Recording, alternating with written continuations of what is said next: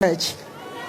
What God cannot do, what God cannot do, we dey pray, we dey pray. Thank you very much. My testimony is one of love, one of togetherness, one of peace, one of healing of broken hearts. It's a joy for my family.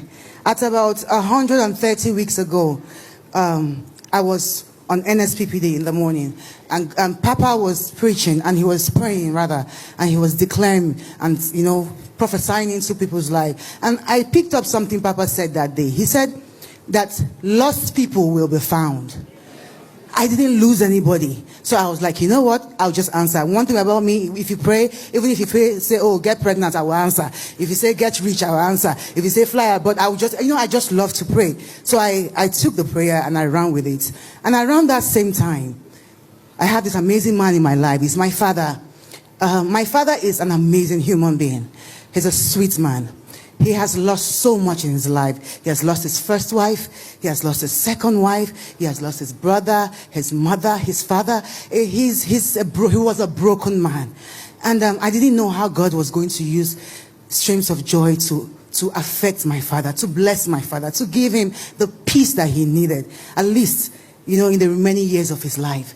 Papa said that declaration. And 2 days later, I went into my DM. I don't know how I got to that DM, because if you know high-profile Instagram pages, you can send me a DM. I'm not following you. You can send me a DM, and it will take 5 years before I see it, because the world wants to try to reach us, so it's very hard.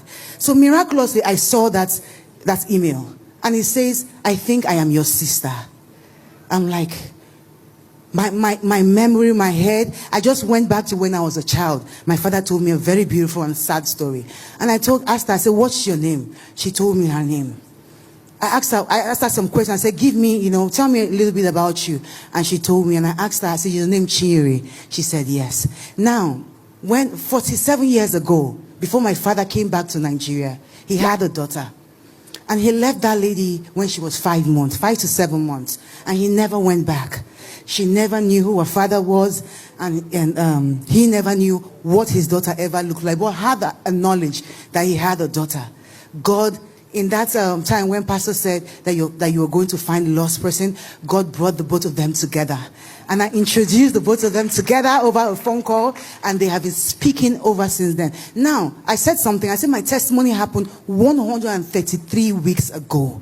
I waited so long for perfection of this miracle. I wanted God to heal my father. I wanted him to heal his broken heart, because he had lost so much in life. And I also wanted God to heal my sister, because she had grown up knowing that she had a father who hated her. Ladies and gentlemen, are you in church today? They are in church today. I can't thank you enough, God. I can't thank you enough. You have done too much for us. You have done so much. God has been faithful.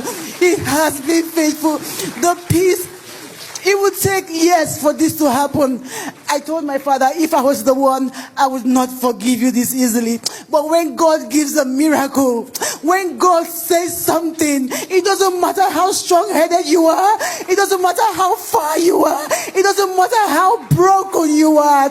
God will repair you. He will bring you to a point of conclusion. And that is what he has done for us today. Streams of joy, just lift up a